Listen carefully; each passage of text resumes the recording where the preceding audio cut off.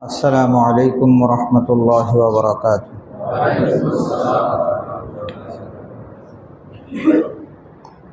الحمد لله نحمده ونستعينه ونستغفره ونؤمن به ونتوكل عليه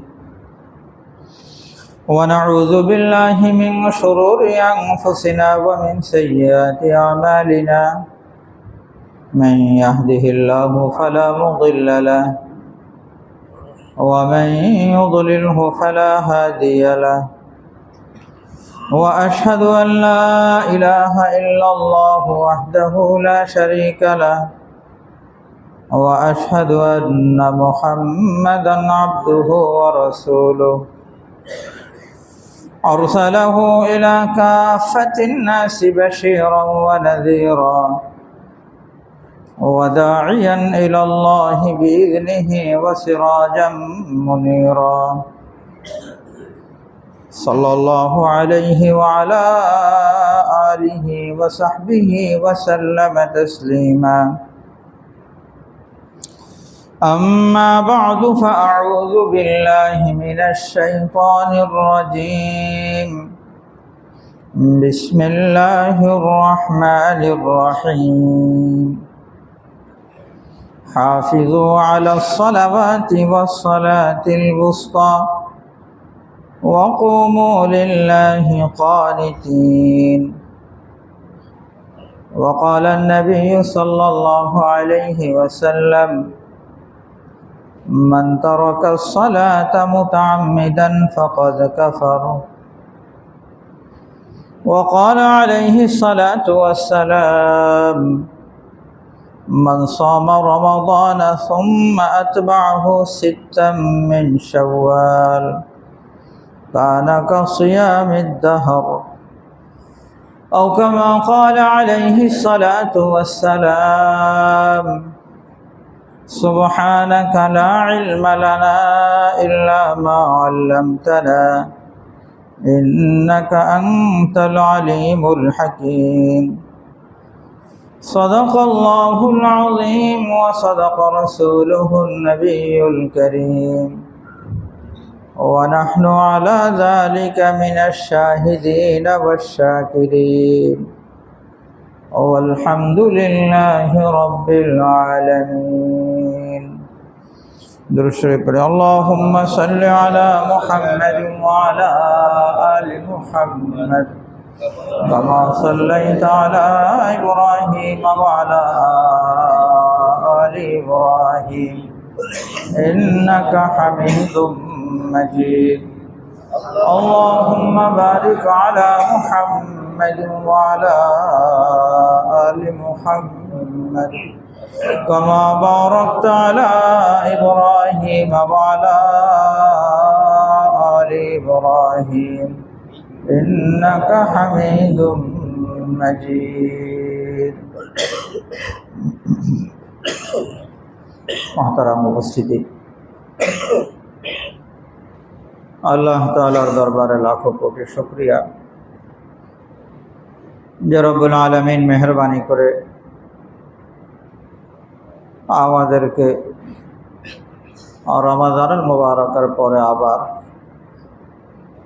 জুমার নামাজ আদায়ের উদ্দেশ্যে এখানে সমবেত হওয়ার তৌফিক দান করলেন। এই জন্য সকলে শুকরিয়া আদায় করে বলি আলহামদুলিল্লাহ। অনেকে আমরা এদিক সেদিকও গিয়েছি, আল্লাহ তাআলা মেহেরবানি করে নিয়ে গেছেন। রব্বুল আলামিন মেহেরবানি করে আবার সুস্থতার সাথে আফিয়তের সাথে আবার আমাদের আবাসস্থলে নিয়ে এসেছেন। কত মানুষ এই সময়ের মধ্যে দুনিয়া থেকে চলে গেছে। বিভিন্ন জায়গায় অ্যাক্সিডেন্টের ঘটনা, দুর্ঘটনাগুলো অনেক হয়েছে। কখনো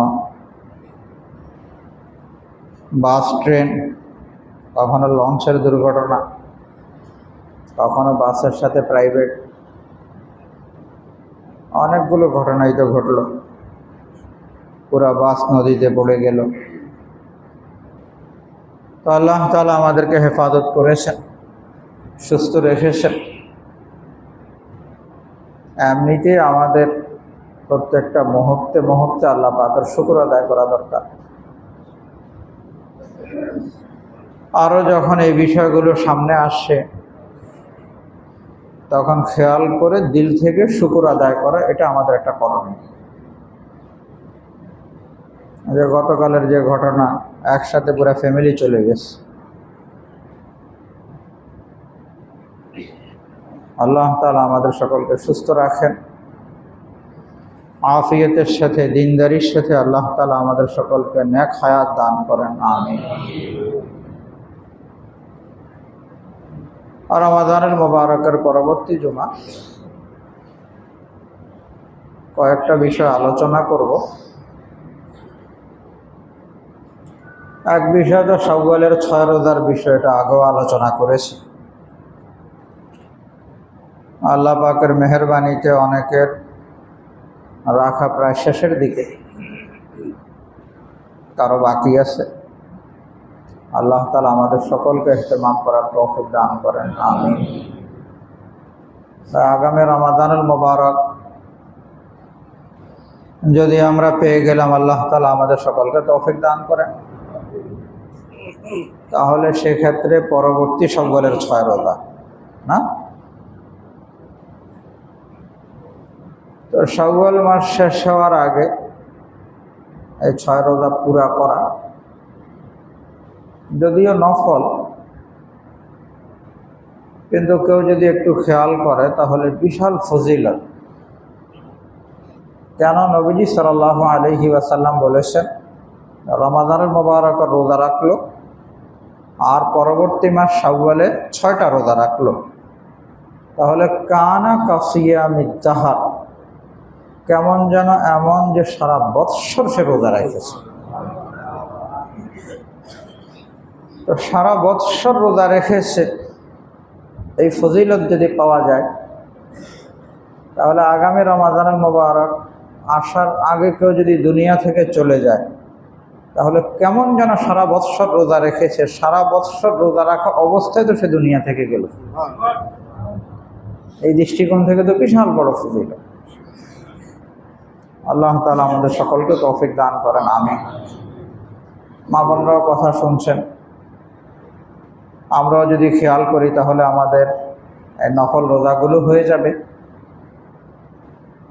আসলে ঘরওয়ালারা যদি এই বিষয়ে ইহতিমাম করে, খেয়াল করে, তাহলে পুরুষদের জন্য রাখাটা আরও বেশি সহজ হয়ে যায়। তো এই জন্য আপনারাও খেয়াল করবেন, শাওয়ালের 6 রোজার প্রতি সকলেই গুরুত্ব দিবেন। বাকি মা বোনদের ক্ষেত্রে ওনাদের যদি ওজরকালীন ভাঙতি রোজা থাকে, তাহলে সেগুলো রেখে নিতে হবে, সেগুলো আদায় করতে হবে। ভাঙতি রোজা যেগুলো রাখা হয়নি রমাদানুল মুবারকে, সেগুলো শাওয়ালের 6 রোজার স্থলাভিষিক্ত হবে না, সেটা তো আলাদা করেই রাখা লাগবে। বাকি শাওয়ালের এই 6 রোজাও রাখার চেষ্টা করা। আল্লাহ তাআলা আমাদেরকে তৌফিক দান করেন, আমিন। লাগাতারও রাখা যায়, অনেকের কাছে লাগাতার রাখলে ভালো মনে হয়, ভালো লাগে। বিরতি দিয়েও রাখা যায়, একটা রাখলো, 2টা রাখলো, এরপরে 1-2টা বিরতি, আবার রাখলো। এমনটাও করা যায়, প্রতি সোমবার আর বৃহস্পতিবার যদি রাখা শুরু করে দেয়, তাহলে তো সপ্তাহে কয়টা হয়ে যাবে? 2টা হয়ে যাবে। 3 সপ্তাহ যদি কেউ রাখে, তাহলে 6 রোজা হয়ে যাবে। আবার সোমবার আর বৃহস্পতিবার যে নবীজি সাল্লাল্লাহু আলাইহি ওয়াসাল্লাম নফল রোজা রাখতেন, সেই নফল রোজার ফজিলতও একসাথে পাওয়া যাবে। এইভাবেও রাখা যেতে পারে। আর রব্বুল আলামিন মেহেরবানি করে আমাদেরকে তৌফিক দান করেন, আমিন। আরেকটা বিষয় আরও বেশি জরুরি, আল্লাহ তাআলার বহুত বড় মেহেরবানি, যে রমাদানুল মুবারকে আমরা অনেকগুলো আমল করেছি, আমলের চেষ্টা করেছি। তা আমাদের প্রত্যেকেরই বেশ কিছু আমলের এক সিলসিলা রমাদানুল মুবারকে ছিল, যেটা রমাদানুল মুবারকের পূর্বে ছিল না। জামাতের সাথে নামাজ পড়ার পাবন্দি, কিছু জিকির আজকারের পাবন্দি, দোয়ার ইহতেমাম করা, কিছু তিলাওয়াত করা, তাহাজ্জুদের ইহতেমাম, এগুলো আল্লাহ পাকের মেহেরবানি যে আল্লাহ তাআলা আমাদেরকে রমাদানুল মুবারক নসিব করেছেন, দিয়েছেন। তো আল্লাহ তাআলা যেহেতু আমাদেরকে এই দ্বীনি নিয়ামত দান করেছেন, এর শুকরিয়া হলো এই নিয়ামতগুলো এখনো পুরা করার চেষ্টা করা, বাদ না দেওয়া। যদি কোনো ব্যক্তি চেষ্টা করে আর হিম্মত করে, তখন আল্লাহ তাআলার ফয়সালা, আল্লাহ তাআলা তাকে সাহায্য করেন, সহজ করে দেন। আমরা যেমনিভাবে 5 ওয়াক্ত নামাজ রমাদানুল মুবারকে ইহতেমামের সাথে মসজিদে এসে জামাতের সাথে পাবন্দি করেছি, এখনও যদি খেয়াল করলাম, যদিও মধ্যখানে ঈদের কারণে এদিক সেদিক যাওয়ার কারণে অনেকের জামাত ছুটে গেছে, কেউ মাসবুক হয়ে গেছে, কারো কাজা হয়ে গেছে, এমন ঘটনা ঘটেছে।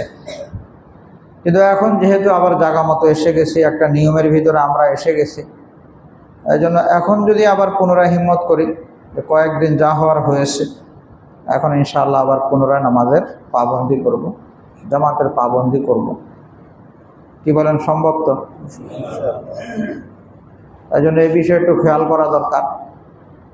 অন্যথায় এই যে মধ্যখানে কয়েকদিন এদিক সেদিক হওয়ার কারণে শয়তান কিন্তু সুযোগ পাচ্ছে, না তোমার তো কি হয়ে গেছে, ইহতেমাম ছুটে গেছে, এখন নিজের মতো করে চলো। দ্বীনি দৃষ্টিকোণ থেকে শয়তানের সাথে এক মোকাবেলার ফাইট তো আমাদের করাই লাগবে। আমরা তো সকলেই জান্নাতে যেতে চাই, আল্লাহ তাআলা আমাদেরকে তৌফিক দান করেন, আমিন। তো এই জন্য আপনাদের খেদমতে এই বিষয়ে একেবারেই মজবুত আবেদন যে আবার যদি একটু জামাতের পাবন্দি শুরু করে দিই। অনেকে হয়তো এখনও বাসা বাড়ি থেকে, দেশের বাড়ি থেকে আসে নাই, তারপরেও যারা আসছি, রমাদানুল মুবারকের পরে শয়তান চেষ্টা করে আগের যত অভ্যাস, আদত, আগের যত আমলগুলো আছে, এগুলো যেন ছুটে যায়।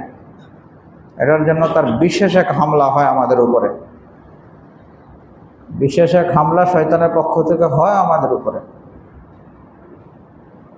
কি বলেন, হয় কি না? হয়। এই জন্যই দেখবেন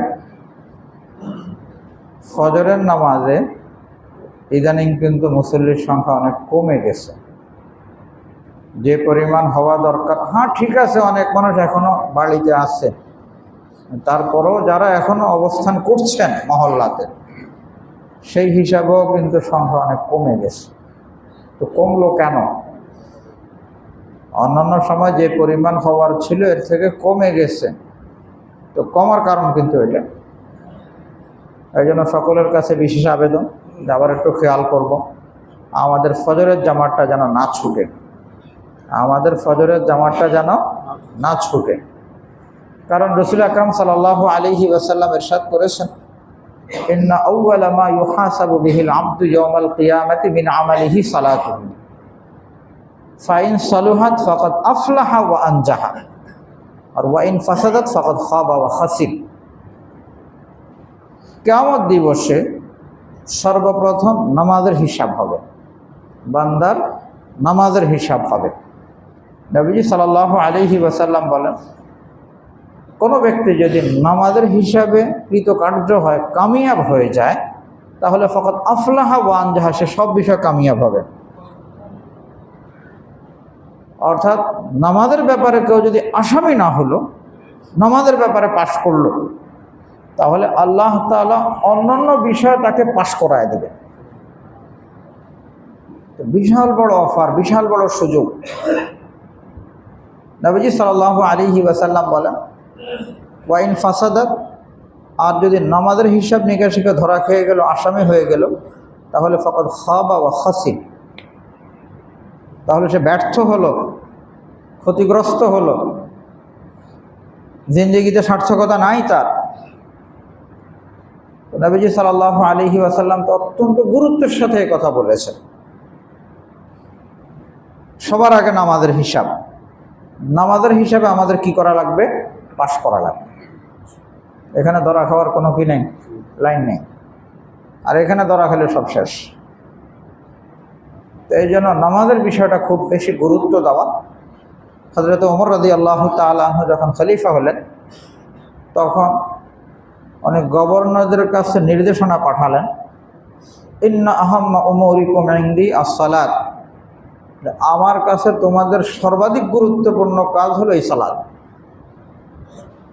মান হাফিজাহা ওয়া হাফাজা আলাইহা ফাকাদ হাফিজা দীনা, কোনো ব্যক্তি যদি নামাজের যথাযথ হেফাজত করে, ওয়াক্তমতো নামাজ পড়ে জামাতের সাথে পাবন্দির সাথে যেভাবে পড়া দরকার, যার ক্ষেত্রে যেরকম শরীয়তের বিধান, হযরত ওমর রাদিয়াল্লাহু তাআলা আনহু বলেন ফাকাদ হাফিজা দীনাহু, তাহলে তার দিনদারির হেফাজত হয়ে গেল, দিনদারির সুরক্ষা হয়ে গেল।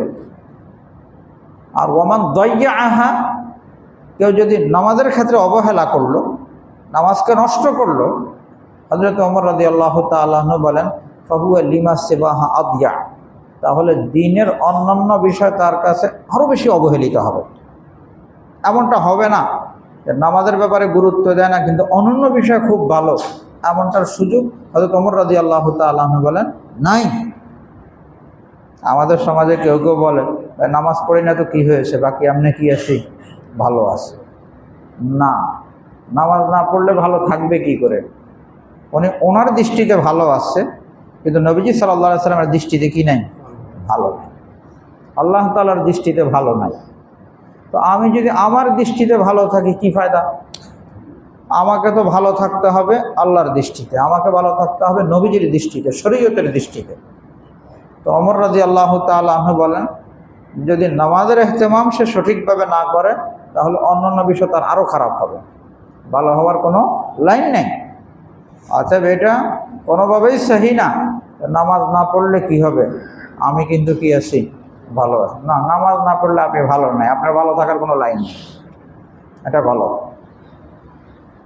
তো একটা প্রথম হিসাব, সবচেয়ে গুরুত্বপূর্ণ বিষয়, নবীজি সাল্লাল্লাহু আলাইহি সাল্লাম তো কথা বলেছেন মান তারাকাস সালাতা মুতাআম্মিদান ফাকাদ কাফারা, কেউ যদি ইচ্ছা করে নামাজ ছেড়ে দিল তাহলে সে কেমন যেন কাফের হয়ে গেল।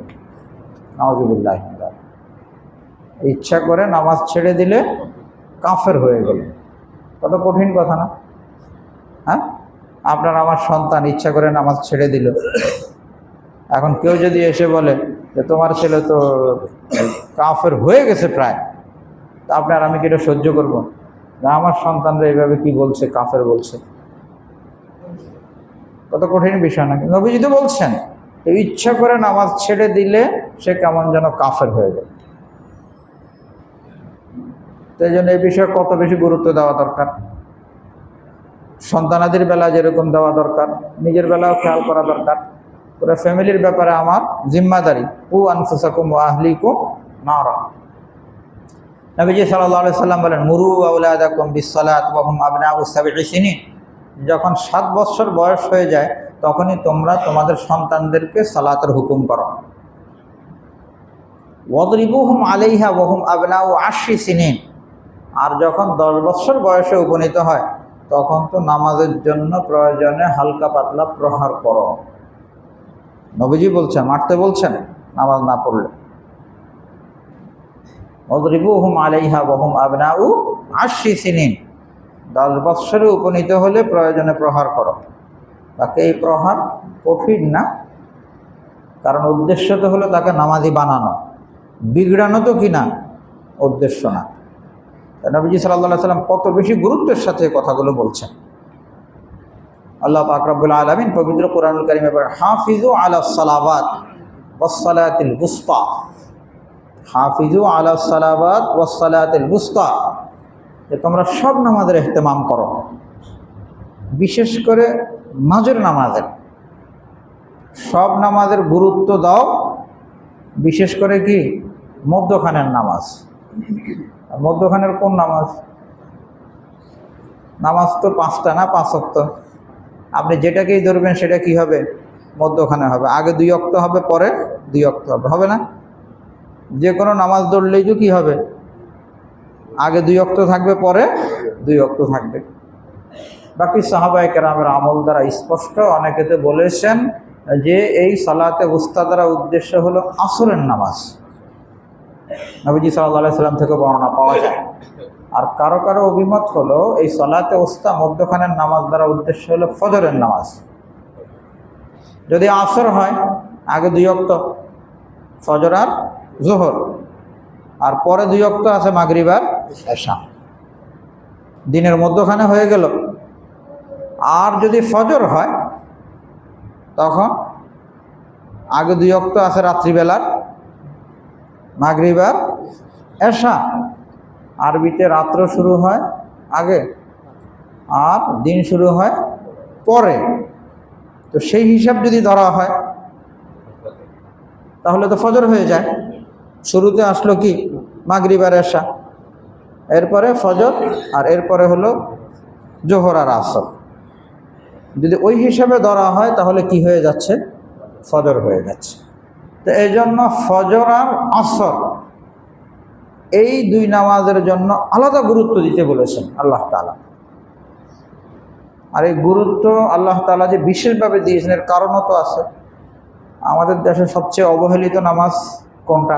ফজর। ফজরের ক্ষেত্রে আমাদের সবচেয়ে বেশি কি হয়? অবহেলা হয়। এরপরে 2 নম্বরে অবহেলা আসর। 2 নম্বর অবহেলা কিন্তু কিসের ব্যাপারে হয়? আসরের ব্যাপারে হয়। ফজরের ব্যাপারে ঘুম থেকে উঠতে পারলাম না, আসরের ব্যাপারেও একটু খানা দানা সেরে ঘুমানোর পরে উঠে কি হয়ে গেল? মুশকিল হয়ে গেল। অথবা কোথাও গেলাম, সময়ের প্যাচের কারণে কি হলো না, আসরটা পড়া হলো না। তো এই 2টা নামাজের প্রতি বিশেষ গুরুত্ব দেওয়ার জন্য আল্লাহ তাআলা বলেছেন, এই 2 নামাজের জন্য বিশেষ গুরুত্ব। আর বাস্তবিক কোনো ব্যক্তি যদি এই 2 নামাজের প্রতি বিশেষ গুরুত্ব দেয় তাহলে অন্যান্য নামাজগুলো আল্লাহ তাআলা সহজ করে দিবেন, তার নামাজ ছুটবে না ইনশাআল্লাহ। আর ফজরের ক্ষেত্রে তো হাদিস শরীফে আসছে, কোনো ব্যক্তি যদি ফজরের নামাজ জামাতের সাথে আদায় করে তাহলে ফাকাআন্নামা সাল্লাল লাইলা কুল্লাহু, পড়ছে ফজরের নামাজ জামাতের সাথে, কিন্তু আল্লাহ পাকের খাতায় তার সওয়াবে পরিমাণ যে সে কেমন যেন সারা রাত্র নফল ইবাদতে মগ্ন ছিল। আল্লাহ পাক রব্বুল আলামিন বড় মেহেরবান, সামান্য কাজের উপরে অনেক বেশি প্রতিদান। ফজরের নামাজ পড়লো জামাতের সাথে, কত সময় লাগবে বলেন? আসা যাওয়া সব কিছু মিলিয়ে 20 মিনিট, নয়তো আরও একটু বেশি 30 মিনিট লাগলো। কিন্তু রাত্র যদি 12 ঘন্টার হয়, 12 ঘন্টা 13 ঘন্টা 14 ঘন্টার ইবাদত বন্দেগীতে মশগুল ছিল, সেটা তো পাওয়া যাবে। এটা তো বিশাল বড় সুযোগ। নবীজি সাল্লাল্লাহু আলাইহি ওয়াসাল্লাম বলেন, কোনো ব্যক্তি যদি ফজরের নামাজ জামাতের সাথে পড়ে তাহলে ফাহুয়া ফি জিম্মাতিল্লাহ, তার দায় দায়িত্ব সব কার হয়ে যায়? আল্লাহ পাকের হয়ে যায়। তার দায় দায়িত্ব আল্লাহ পাকের। নবীজি বলেন ফালা তুগফিরুল্লাহ ফি জিম্মাতিহি, আল্লাহ তাআলা জিম্মাদারি নেওয়া মানুষ, আল্লাহ পাকের জিম্মাদারি নেওয়া মানুষ, অর্থাৎ তার সাথে তোমরা ঝামেলা করবা না, তাহলে আল্লাহ তাআলা ধরবেন। তো যদি আল্লাহ তাআলা ধরবেন এটা হয় যে আল্লাহ পাক জিম্মা নিয়েছেন এই জন্য। তো একটা লোক ফজরের নামাজ জামাতের সাথে পড়েছেন, আল্লাহ পাক জিম্মা নিয়েছেন, আরেক ফজর আসার আগে দুনিয়া থেকে বিদায় নিয়েছে, তাহলে আল্লাহ তাআলার জিম্মাদারি নেওয়া মানুষটা বিদায় নিল। দুনিয়াতে কেউ যদি ঝামেলা করে তাহলে নবীজি বলেন যে ঝামেলা করবা না, আল্লাহ তাআলা ধরবে। তো সেই লোকটা দুনিয়া থেকে যখন বিদায় নিবে আল্লাহ পাকের জিম্মাদারি নেওয়া, তাহলে আমরা তো আশাবাদী ইনশাআল্লাহ সেই জিম্মা থাকার কারণে এই লোকটা নিশ্চিত কি হবে? ইনশাআল্লাহ জান্নাতে। তো বিশাল বড় সুযোগ। নবীজি সাল্লাল্লাহু আলাইহি ওয়াসাল্লাম বলেন, খামসু সালাওয়াত ইফতারাদাহুন্নাল্লাহ, 5 ওয়াক্ত নামাজ আল্লাহ তাআলা ফরজ করেছে। আমি কোনো কথা নিজের বলছি না, সব হাদিস আর কোরআনের কথা বলছি। খামসু সালাওয়াত ইফতারাদাহুন্নাল্লাহ, 5 ওয়াক্ত নামাজ আল্লাহ তাআলা ফরজ করেছেন।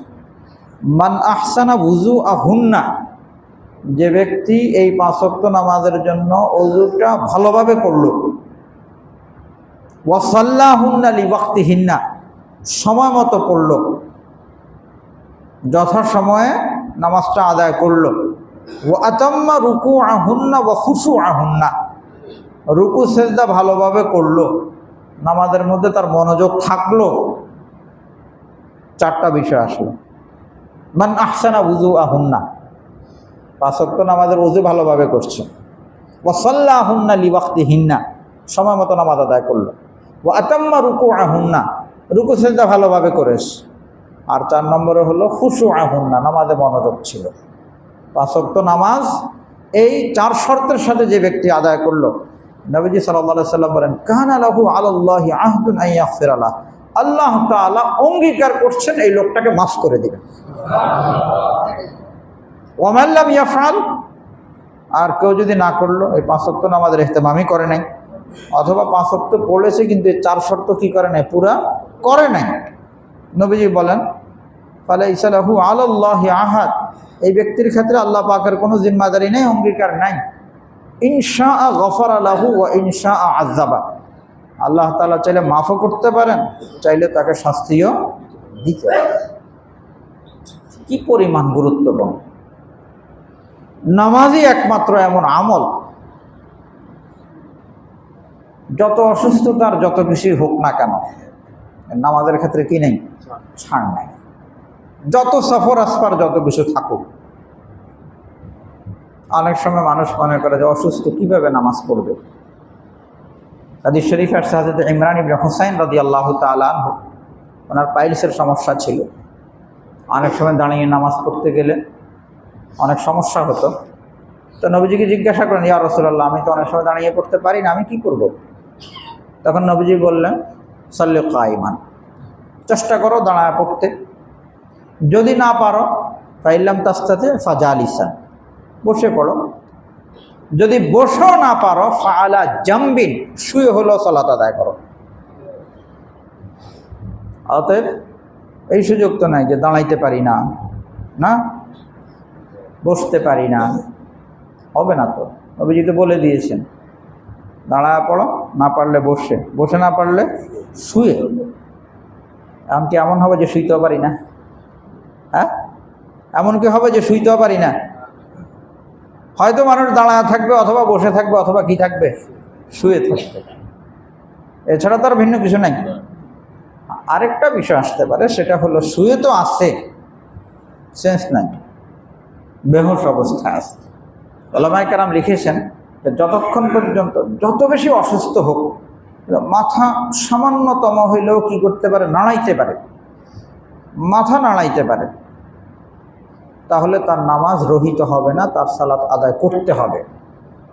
আর যদি এমন হয় মাথাটাকে সে কোনোভাবে কি করতে পারে না, নাড়াইতে পারে, একদম পারে না, মাথা নাড়ানোর অর্থ এটা না যে সে বালিশ থেকে উপরের দিকে করে ফেলবে, সামান্য যদি কিনা এদিক সেদিক করতে পারে তাহলেও তাকে সালাত আদায় করতে হবে।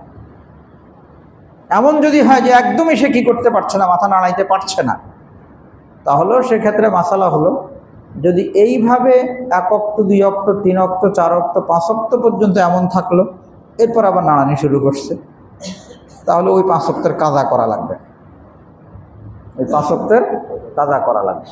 হ্যাঁ, কারো যদি 6 ওয়াক্ত অথবা এর চেয়ে বেশি এই অবস্থায় অতিবাহিত হয়ে গেছে যে মাথাটা নাড়াবারও কিনে শক্তি নাই, তখন শুধুমাত্র তার ক্ষেত্রে নামাজের বিধান রহিত হয়, তার নামাজ লাগবে না।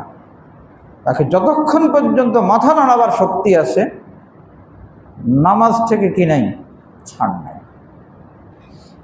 অনেকে অসুস্থ হলে মনে করে যে আমি অসুস্থ, কিভাবে পড়ব, তো এই জন্য উনি নিজেও খেয়াল করে না, আর আত্মীয় স্বজন যারা আছে তারাও বলে অসুস্থ মানুষ কিভাবে নামাজ পড়বে।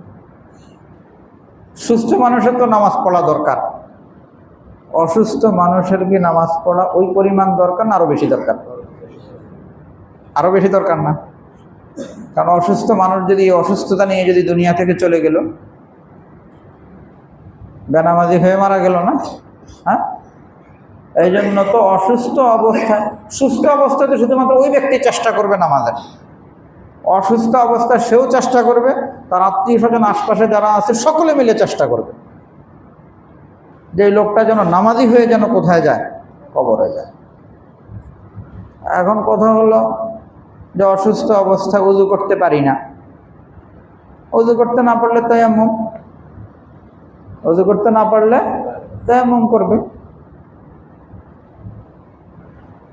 কাপড় পরিষ্কার রাখতে পারি না, কাপড় অপবিত্র হয়ে যায়, লা ইউকাল্লিফুল্লাহু নাফসান ইল্লা উসআহা,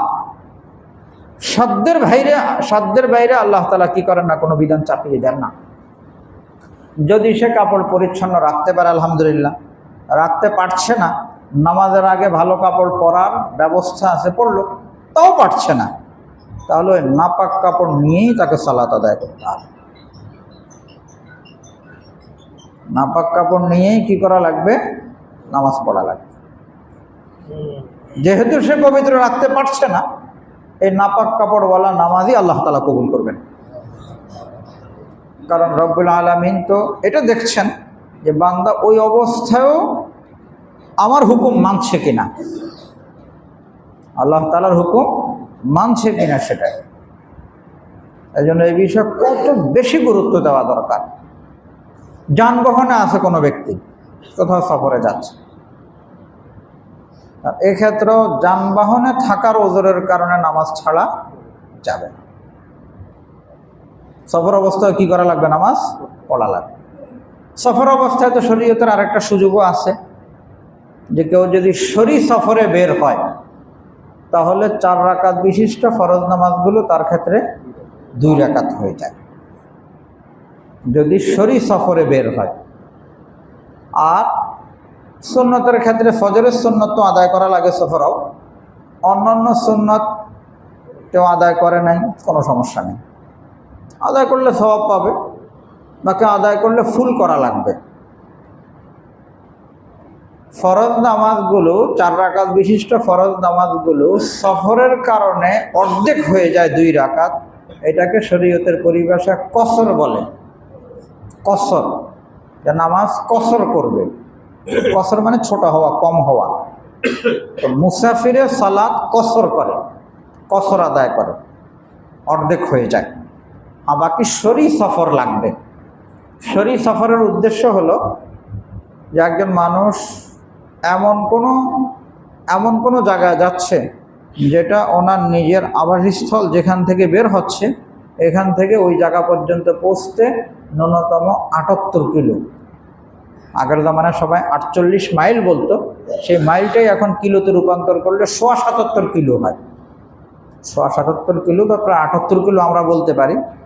এই পরিমাণ দূরত্বের গন্তব্যের উদ্দেশ্যে বের হওয়া লাগবে। যদি এর চেয়ে কম, উদাহরণস্বরূপ 70 কিলো দূরের কোথাও যাচ্ছে, তাহলে কি হবে না? মুসাফির হবে না। আর মুসাফির না হলে কসর করারও কি নেই? সুযোগ নেই। 78 কিলো বা এর চেয়ে দূরত্বে অবস্থিত কোনো গন্তব্যের উদ্দেশ্যে কেউ যদি বের হয়, তাহলে সে কি করতে পারবে? কসর করতে পারবে। 2 ধরনের মুসাফির হয়। এক মুসাফির হলো রাস্তায় থাকা অবস্থায় মুসাফির, আর আরেকটা হয় গন্তব্যে পৌঁছার পরে মুসাফির। 2 ধরনের মুসাফির শরীর দৃষ্টিকোণ থেকে। 2 ধরনের মুসাফির কসর করতে পারে। একটা হলো রাস্তায় মুসাফির, কোনো ব্যক্তি যেখানে থাকে সেখান থেকে বের হয়েছে 100 কিলো দূরত্বের কোনো গন্তব্যে, তখন রাস্তায় যদি সে কি পড়ে, তার নামাজ রক্ত হয়ে যায়। জোহর 4 রাকাত একাকি পড়লো, মুসাফির মানুষ একাকি যদি পড়ে তাহলে 2 রাকাত পড়বে, 4 রাকাত পড়বে না, 2 রাকাতই পড়বে। আসরের নামাজ একই কথা, এশার নামাজ একই কথা। আর বাকি মাগরিব তো 3 রাকাতই পড়তে হবে, ফজর 2 রাকাতই আদায় করতে হবে। তো কসরের সম্পর্ক হয় জোহরের সাথে, আসরের সাথে, আর হলো এশার সাথে, এই 3 ওয়াক্তের সাথে। এই 3 ওয়াক্ত নামাজ যদি মুসাফিরে একাকি পড়ে, অথবা মুসাফিররা মিলে জমাত করেছে, সব মুসাফির নিজেরা জমাত করেছে, তাহলে 2 রাকাত। কিন্তু যদি কি হয়, ওই এলাকার কোনো ইমামের পিছনে পড়লো, এলাকার ইমাম তো কয় রাকাত পড়বে? 4 রাকাত। তখন এই মুসাফির ব্যক্তি ওই এলাকার ইমামের পিছনে নিয়ত করার কারণে সেও 4 রাকাত পড়বে, তার অর্থ যদি কিনা একাকি পড়ে অথবা শুধু মুসাফিররা মিলে যদি জমাত করে, তাহলে 4 রাকাত বিশিষ্ট নামাজগুলো কি হবে? 2 রাকাত হবে। এই 2 রাকাত রাস্তার যে মুসাফির, সে কোন জায়গা থেকে শুরু করবে? এক্ষেত্রে মাসালা হলো, যে এলাকায় সে থাকে ওই এলাকার বসতি যেখান থেকে শেষ, সেখান থেকে কসর শুরু হয়। যেখান থেকে বসতি শেষ, লোকালয় যেখান থেকে শেষ হয়। আগের জামানায় তো বড় পরিষ্কার ছিল, এক এলাকায় আসে, এই এলাকা থেকে বের হওয়ার পরে আরেক এলাকায় ঢুকবে, এর আগে মধ্যখানে এমন খালি জায়গা থাকতো যেখানে কোনো আবাদি নেই, কোনো বসতি নেই, সেখান থেকে শুরু করার বিষয় আসছে। বর্তমানে তো এমন হয়ে গেছে যে এক বসতির সাথে আরেক বসতি মিলে গেছে, মধ্যখানে কি পাওয়া যায় না, পার্থক্য পাওয়া যায় না। তো যার কারণে বর্তমান অবস্থার জন্য ওলামায়ে কেরাম বলেন সরকারি যে সীমারেখা আছে, যেই বসতির যে সীমারেখা আছে, ওই সীমানা পার হওয়ার পরে তার কসর শুরু হবে। উদাহরণস্বরূপ কেউ ঢাকাতে আছে, ঢাকা সিটিতে অবস্থান করছে, এখন ঢাকা সিটি থেকে সে বাইরে যাবে, উদাহরণস্বরূপ কোথায় চলে গেল, মাদারীপুর যাবে, তো এদিক থেকে বের হবে। তো পোস্তগোলা ব্রিজের এই পাড় পর্যন্ত ঢাকা সিটি, যদি জুরাইনে পড়ে তাহলে তো কয় রাকাত পড়তে হবে, 4 রাকাতই পড়তে হবে। কিন্তু ব্রিজ পার হয়ে যদি ওই পায়ে গিয়ে পড়ে তাহলে কি হবে, কসর শুরু হবে, এখন 2 রাকাত শুরু হবে। আর যদি চিটাং রোডের ওই দিক থেকে যদি হয় তাহলে কোথায়, ঢাকা সিটি যেখানে শেষ, কাশপুর নারায়ণগঞ্জে, শনি আখলার পরে এখানে আছে রায়েরবাগ, রায়েরবাগের পরে মাতুয়াইল, মাতুয়াইলের পরে এখানে ঢাকা সিটি শেষ হয়ে যায়। সাইনবোর্ড নারায়ণগঞ্জের, ডাইন পাশটা পুরাই নারায়ণগঞ্জের। তো যেখানে ঢাকা সিটি শেষ হয়ে যায় এরপরের থেকে কি শুরু হবে, কসর শুরু হবে। আর যদি উত্তর দিকে বের হয় তাহলে উত্তরা পর্যন্ত কিন্তু ফুল নামাজ, এখান থেকে বের হওয়ার পরে উত্তরা তো কী হবে, ফুল নামাজ হবে। কিন্তু যখন উত্তরা পার হয়ে টঙ্গীতে ঢুকবে তখন থেকে কি শুরু হবে, কসর শুরু হবে। তো 4 রাকাত বিশিষ্ট ফরজ নামাজগুলো কসরের বিষয়। একটা হলো রাস্তার মুসাফির, আর আরেকটা হয় গন্তব্যের মুসাফির। গন্তব্যের মুসাফিরের অর্থ হলো কেউ যদি এমন জায়গায় গেল যেটা নিজের স্থায়ী নিবাস, দেশের বাড়িতে গেছে, তাহলে দেশের বাড়িতে একদিনের জন্য যাক আর 1 ঘন্টার জন্য যাক, সেখানে ঢোকার সাথে সাথে সে কী করবে, ফুল নামাজ পড়বে, কারণ মুসাফির থাকে না তখন আর। হ্যাঁ, কেউ যদি কোথাও বেড়াইতে যায়, ঘুরতে গেল, বেড়াইতে গেল, নিজের স্থায়ী নিবাসে যায় নাই, তখন দেখতে হবে যে ওই গন্তব্যে সে কতদিন থাকবে। যদি এমন হয় যে সে 15 দিন বা 15 দিনের বেশি সময় থাকবে তাহলে সেখানেও ফুল নামাজ পড়বে। আর যদি এমন হয় যে 2-4 দিন, 5 দিন, 10 দিন, 15 দিনের কম যদি হয় তখন সেখানেও কি হবে, কসর হবে, যদি একাকি পড়ে বা মুসাফিররা মিলে জামাত করে। আর যদি স্থানীয় ইমামের পিছনে যদি নামাজ পড়ে তাহলে ঠিকই আবার কি করা লাগবে, ফুল পড়া লাগবে। সফর অবস্থায় সুন্নত নামাজগুলো কেউ যদি না পড়ে সমস্যা নেই, কিন্তু পড়লে তো কি করা লাগবে, পুরো পড়া লাগবে। হ্যাঁ, বললাম ফজরের সুন্নতের আবার অত্যাধিক গুরুত্ব হাদিস শরীফে আসছে, এই জন্য ফজরের সুন্নতটা কি করা যাবে না, ছাড়া যাবে না। আর সফর অবস্থায় যদি কেউ সুন্নত পড়ে সওয়াব তো অবশ্যই পাবে। তো এই যে অসুস্থ অবস্থায় হোক, সফর অবস্থায় হোক, কোনো অবস্থান আমাদের কি নাই, ছাড় নাই। আমি যে অবস্থায় থাকি সে অবস্থায় আল্লাহর ডাকে কী করা লাগবে, সাড়া দেওয়া লাগবে।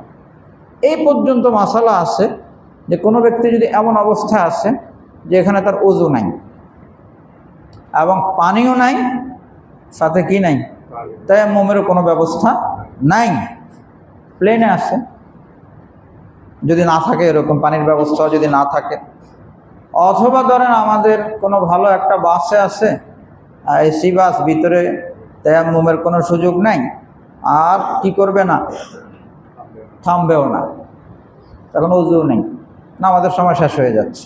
চেষ্টা তো করা লাগবে প্রথমে ড্রাইভার সাহেবকে বলে যে 2 রাকাত পড়ার অন্তত সুযোগ যেন সে দেয়। আর সেটা যদি না দিল, ওযু নেই, তখন সেক্ষেত্রে মাসালা হলো তাসাব্বু বিল মুসল্লি বলে ওলামায়ে কেরাম আছেন এখানে। তাসাব্বু বিল মুসল্লির অর্থ হলো নামাজের সাদৃশ্য অবলম্বন করবে, এমন করবে যেভাবে সম্ভব। ওযুবিহীন নামাজ পড়লে যেহেতু নামাজ হয় না, এই জন্য পরবর্তীতে আবার সেটা কাজা করা লাগে। বাকি তখনও যে পরিমাণ সাধ্য আছে, সাধ্য হিসেবে কি করা লাগবে, সালাতের চেষ্টা করা লাগবে। কি পরিমাণ গুরুত্বপূর্ণ এই নামাজের বিষয়। আল্লাহ পাক রব্বুল আলামিন আমাদের সকলকে মওত পর্যন্ত নামাজের যথাযথ গুরুত্ব দেওয়ার তৌফিক দান করেন, আমিন। রব্বুল আলামিন আমাকে আপনাদের সকলকে তৌফিক দান করেন। সুবহানাল্লাহি ওয়া বিহামদিহি, সুবহানাকাল্লাহুম্মা ওয়া বিহামদিকা, আশহাদু আল্লা ইলাহা ইল্লা আনতা, আস্তাগফিরুকা ওয়া আতুবু ইলাইক।